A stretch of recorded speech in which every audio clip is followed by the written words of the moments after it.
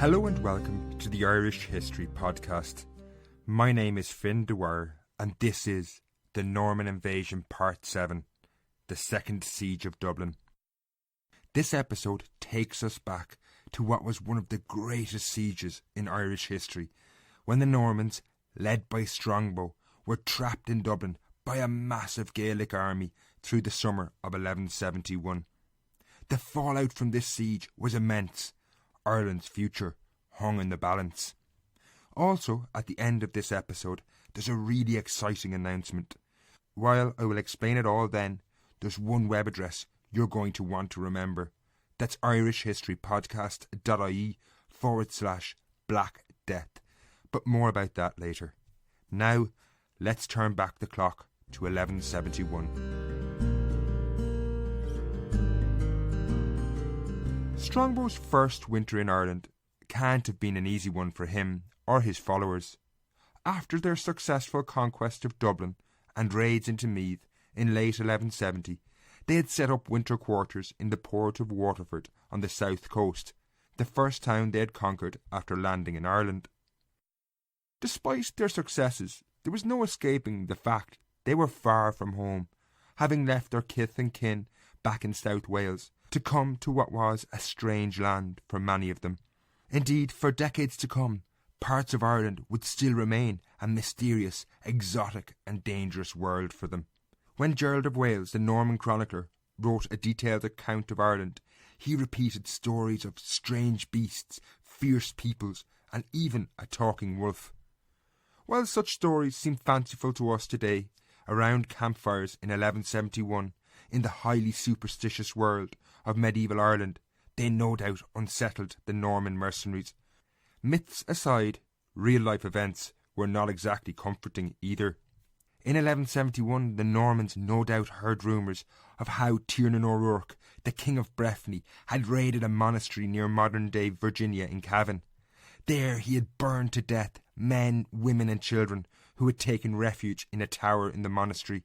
Tiernan, a staunch ally of Rory O'Connor, Ireland's most powerful king, would be a man these Normans would soon have to face in battle, and this clearly illustrated he could match their brutality massacre for massacre.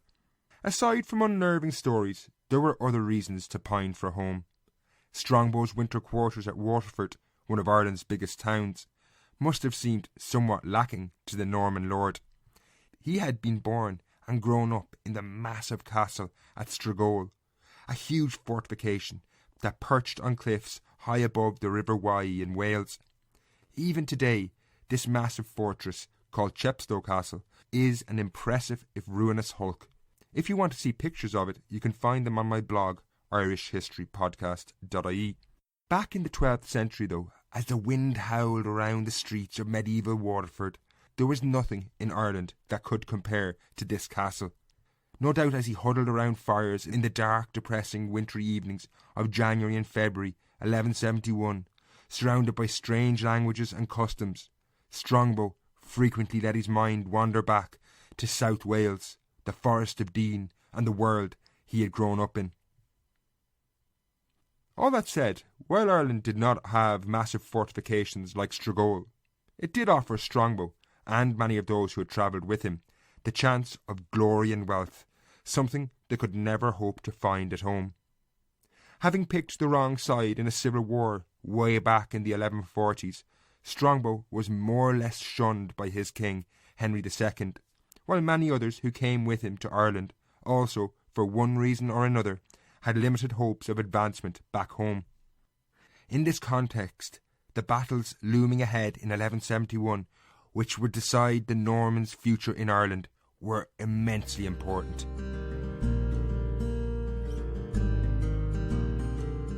In their campaigns of 1170 in Ireland, the Normans had taken the towns of Dublin, Waterford and Wexford relatively easily, but they had still yet to face Rory O'Connor, Ireland's most powerful king, in open battle. When they did, the outcome would be decisive. If the Normans defeated Rory, they would be the masters of their own fate in Ireland. Having originally come to Ireland as mercenaries to fight for Diarmaid MacMurrough, the King of Leinster, it was clear the Normans increasingly had their own ambitions of conquest, and it was Rory who was their biggest obstacle. While the inevitable conflict with Rory would take place later in the year, the early months of 1171 were taken up with talk rather than war. But nevertheless, this talking had massive consequences, both good and bad, for the Normans. Early in 1171, the leaders of the Irish Church gathered in council in Armagh. High on the agenda was the presence of Strongbow and the Normans in Ireland. This was a decisive meeting. If the Church condemned Strongbow, this would seriously undermine his legitimacy. No doubt when he heard of the meeting, he quickly realised the potential for a disastrous outcome. He certainly could not have anticipated the actual result. According to Gerald of Wales, the Norman chronicler, the church leaders, far from condemning the Normans, proclaimed that their presence in Ireland was God's punishment due to, and I quote, the sins of the Irish people. While this seems incredulous to us in the 21st century, it was not completely surprising. The Christian church in Ireland in the 12th century was increasingly under the influence of the church in England and reforming orders of monks who had come from the continent and established monasteries in the previous decades. While these orders were heavily patronised by the Normans, they held a pretty dim view of Ireland in general. Their greatest opinion shaper of the era, St. Bernard of Clairvaux in France, described Gaelic society as uncultured barbarism and its people as beasts. Indeed, similar sentiments permeated through the church right up to the papacy. In 1155, a highly controversial document known as the Laudabiliter was issued by Pope Adrian. The original document does not exist, but as early as the 1180s, the Normans claimed that this gave Henry II papal permission to conquer Ireland. It should be noted, though, the veracity of this document is questioned by some historians. While this is something we will return to in later shows, in 1171 the Laudabiliter probably had little impact in Ireland. Ultimately, it wasn't needed. The church clearly was sympathetic to the Normans already. The fact that the ecclesiastical leaders in Ireland gave tacit support to Strongbow was a great boon. However, no sooner had he received this good news than it was offset by disastrous news from England. Strongbow's king, Henry II, had originally given him permission to travel to Ireland, but, as we saw in the last show, it was withdrawn at the last moment. Strongbow had pressed ahead anyway, in defiance of his king. Now this had worried Henry, and he was fearful that soon he might face a rival Norman kingdom in Ireland, so he decided he would take decisive action. He imposed an embargo banning all ships from trading or even travelling to Ireland. Worse still, he instructed all his subjects in Ireland to return home by Easter 1172. This embargo was crippling and crucially meant Strongbow could not hope for any more knights or warriors to follow him to Ireland. This had the potential to jeopardise his entire enterprise and undermine the morale of his men. He had to try and win his king around. So he dispatched his trusted lieutenants, Maurice Fitzgerald and Raymond le Gros, to Henry's court in the north of France to argue his case. They did have some strong points to support their cause. Henry, after all, had given permission in the first instance. As Strongbow watched the ships sail east, all his hopes rested on these two men. However, long before either Raymond or Maurice would return to Ireland, events had taken a serious turn for the worse.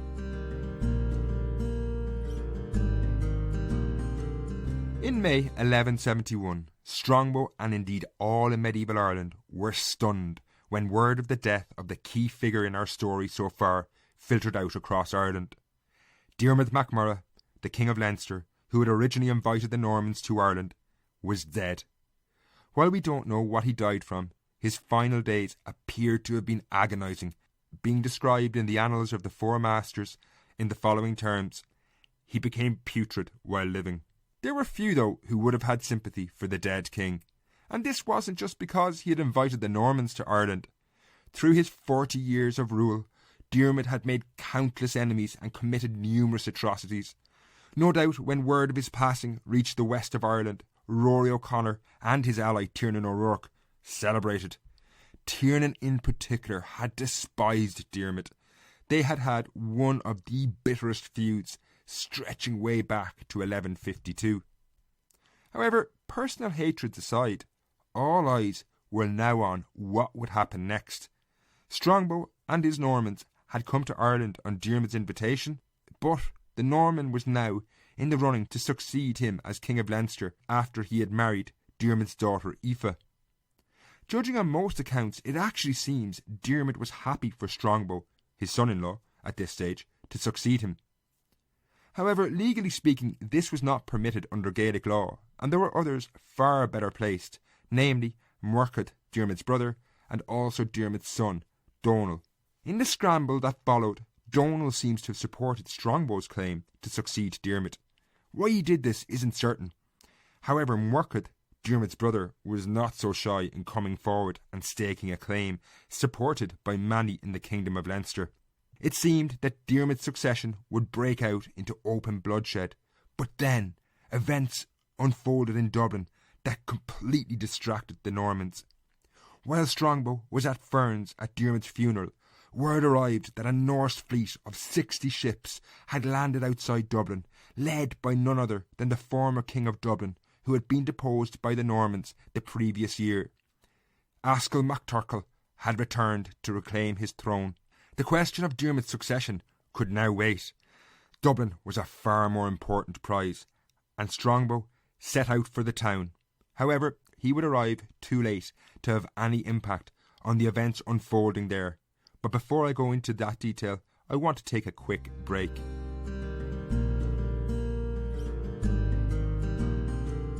Thanks for taking time to download the show, folks. I really appreciate it.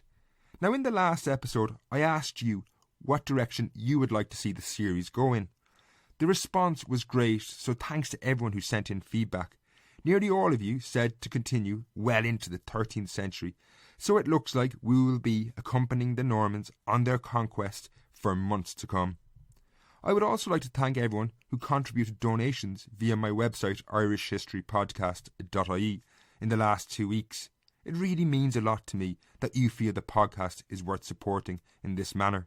Finally, if you have any opinions or questions on the show, you can find me at Irish History on Twitter or Irish History Podcast on Facebook. And just before we get back to the 12th century, don't forget there's that all-important announcement coming up at the end of the show. It's something you won't want to miss.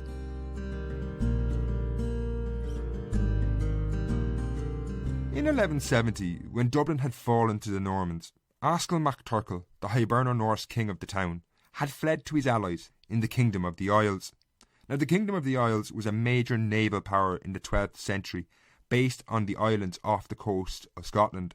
Askell, on leaving, had pledged to return to Dublin, and in early May, scarcely a few weeks after Diarmaid's death, he made good on this promise, arriving with a serious force. Not only had he brought with him men from the Isles, but he was accompanied by a detachment from Norway, led by a truly terrifying individual, a man called John the Woad, or John the Mad. Now, John the Woad was a warrior in the berserker tradition of the Vikings. Berserkers were men who worked themselves into a rage before battle, possibly using alcohol or other stimulants, and then literally going mad on the battlefield with devastating effect. Now, this fearsome army gathered to the east of Dublin, outside the gate of St. Mary del Dam in the modern Dame Street area of the city. Inside the walls, the Normans, led by the governor of Dublin, Milo de Cogan, were no doubt alarmed. Indeed, it wasn't just the army outside the walls they had to fear. Inside Dublin, they couldn't trust or expect any help from the population, whose loyalty lay with the Norse outside the gates. The leader of that army, MacTurkle, after all, had ruled Dublin until the previous year.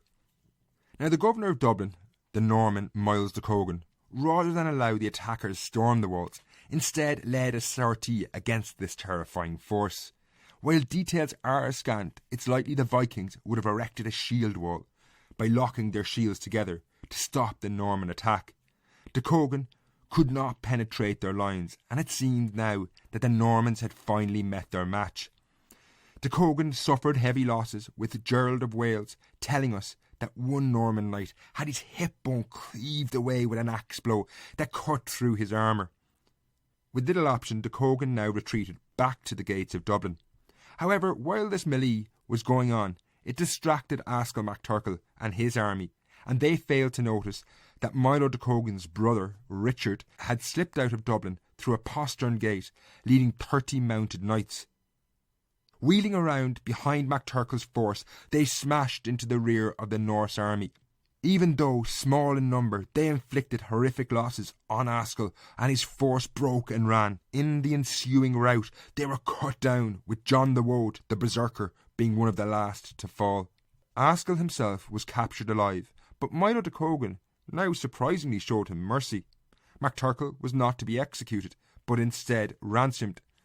This probably wasn't a monetary decision, but perhaps an attempt to win over the hearts of Dublin's population, who would have been loyal to MacTurkle and his family. Askell, however, failed to see the chance he was being given, and when he was brought before Milo de Cogan, he mocked the Norman, promising he would return with an even greater force once freed.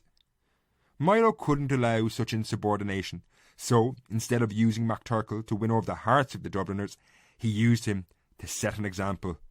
Askell was taken out and publicly beheaded in Dublin, a stark lesson to the Hiberno Norse population of the town that things had changed and there was a new master. When Strongbow eventually arrived, these events had all run their course.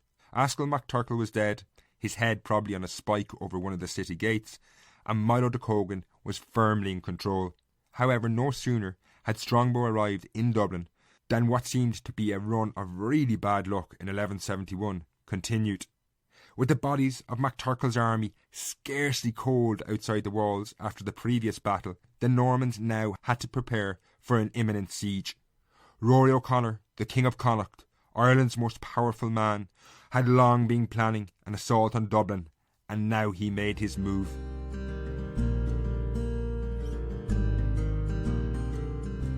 The previous year of 1170 had seen Rory O'Connor outwitted militarily by Diarmaid MacMurrough and Strongbow. Rory had built a defensive line to the west of Dublin as they marched on the town, but they had simply bypassed him, taking Dublin with ease. While this was humiliating and somewhat embarrassing for Rory, he still had his army intact, and in 1171 he carefully planned an assault on Dublin. Sometime, probably by late May, Rory had amassed an army and marched on the town. This force was much larger than Askell MacTurkle's army, perhaps numbering in the low thousands. The scale of the attack quickly became clear when a fleet of 30 ships, led by Godred, a Norse leader from the Isle of Man, simultaneously arrived in Dublin Bay to blockade the town's port. Initially, inconclusive fighting took place around the town, but Rory's army successfully destroyed Dublin's crops in the surrounding territory before besieging the walled town. It was quickly obvious that this was the gravest situation Strongbow had found himself in since coming to Ireland. It was possibly the worst time he could have faced a siege. Not only had Dublin's garrison been weakened by the Norse assault a few weeks earlier, but there was no hope of aid arriving. His emissaries to Henry II, Raymond le Gros and Maurice Fitzgerald, had returned from meeting the king with disastrous news. They had met with Henry, but had received a hostile and frosty reception. Ireland was still embargoed. No help could be expected from their homeland. Worse still, after being trapped in Dublin, news arrived that the only other major Norman force in Ireland, that of Robert Fitzstephen at Wexford, had also been besieged by an alliance of the inhabitants of the town and, above all, an army from Leinster led by Murtagh MacMurrough, Diarmaid's brother and Strongbow's rival. This signified just how much things had started to unravel for the Normans since Diarmaid's death. Indeed, had the dead king been alive, Strongbow could probably have relied on at least some of that army now besieging Fitzstephen's to come to his aid. But those days were gone, and Strongbow was now holed up in Dublin with no hope of relief. Rory O'Connor had him where he wanted him and decided to play the siege safely. He turned the screw slowly but surely. He didn't assault the town, but instead simply sat back and began to starve the Normans. The siege dragged on for week after week in the summer of 1171, and as it entered its second month, the situation grew desperate. You can only imagine what life must have been like inside the town. Medieval Dublin was tiny by modern standards, measuring 400 metres in width by about 600 metres in length. Inside its walls were not only the defending army of Normans, but also the town's inhabitants who had been trapped when the siege begun. For them, these were tense times. There was no question about who would starve first if supplies ran out. The Normans would clearly feed themselves first in such a situation. As each day passed, the Norman defenders of Dublin were being ground down bit by bit. After about a month and a half, there was only 2 weeks of supplies left in Dublin. The Normans needed to make a move. The issue that forced their hand was the arrival of Donal MacMurrough, Diarmaid's son, who slipped through the siege lines and entered the besieged town. While the rest of his clan had turned against the Normans, Donal had stayed loyal to Strongbow. But on arriving in Dublin, he carried disturbing news. Robert Fitzstephen had surrendered at Wexford and was now a prisoner. This was a sobering thought for the Normans at Dublin, and they decided they would try and negotiate with Rory, as they would inevitably have to surrender a few weeks later anyway. The terms they forwarded were ambitious. Strongbow offered to hold Leinster as a vassal of Rory's, who he would recognise as King of Ireland. On hearing the terms, Rory dismissed them out of hand, coming back with a counter-proposal.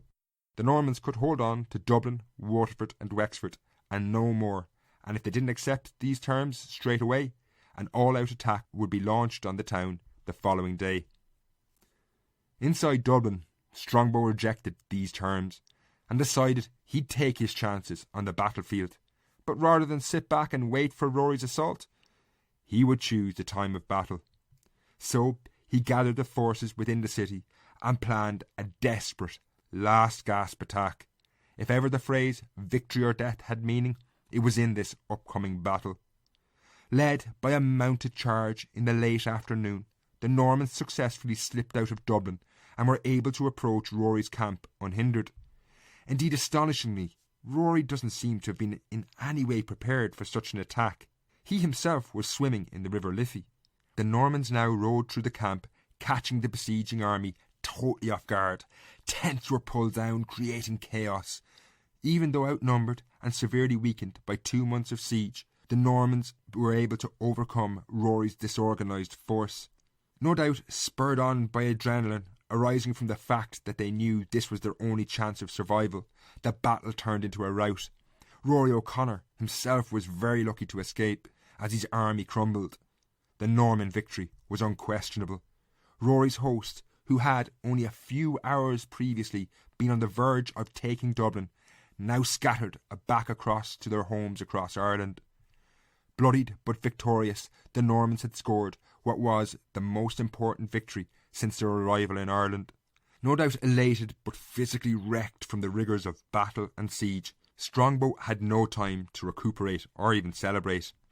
While he had survived Rory's assault, his situation in Ireland had deteriorated while he was besieged in Dublin. 100 kilometres to his south, Robert Fitzstephen was still being held prisoner in Wexford, while much of the kingdom of Leinster was revolting against the Normans. He also faced a threat from the King of Ossory to the west of Leinster, who was a constant threat. Worse still, and little did he know it yet, but his own king, Henry II in England, had decided enough was enough, and that he himself was coming to Ireland to see what his rebellious subjects were up to. Henry, one of the most powerful men in Europe, did not travel alone. In South Wales, an army numbering in the thousands was amassing. What happens next will be revealed in Part 8 in 2 weeks' time. Before I finish, I want to make that announcement I mentioned at the start, which is pretty good news if you want to get more podcasts right after the show. I'm starting work on a new book. The working title is 1348, A Medieval Apocalypse, The Black Death in Ireland. Any of you who have listened to the early episodes of the podcast will know this is something I have long been interested in doing, but now I am finally getting the chance. The Black Death is one of the most fascinating topics in history. It poses so many interesting questions, not only in terms of history, but also in terms of basic human survival. Just think of how you would handle the chaos after a situation where 1 in 3 people died in the space of 12 months. Many people thought the end of the world had arrived. It created a really fascinating period and one of the most interesting in Irish history. Traditionally, writing a book takes months or years before you, the reader, will see or hear anything. However, I want to do this book differently. So in the coming weeks and months, I will be releasing podcasts based on my research. In fact, there's one out already. Through these shows, I would really like to hear your feedback so you can tell me what you like or what you don't like, what you think works or doesn't work, and by this process, you'll be able to influence the direction of the book. In effect, you'll become an editor. However, these exclusive shows will not be available through iTunes, Stitcher, or whatever podcast provider you use. They also won't be posted on my blog. The only way you can get them is to subscribe to my Black Death email list. This is really easy to do. Just go to irishhistorypodcast.ie/Black Death. There's more about the book there and a subscription form for the list. As I said, there's already one podcast available, so if you don't want to fall behind, subscribe now. Again, folks, just to say, the only way you can get these exclusive shows is to sign up for the list. So join me on what will be an exciting journey through the 14th century in the coming months by signing up at irishhistorypodcast.ie/Black Death. The first episode, which is available now, introduces the 14th century by looking at the life of John Clun, a man who lived through the Black Death. He's a really fascinating guy. So that address, one last time, is irishhistorypodcast.ie/Black Death. Thanks for listening, folks. Until next time, Slán.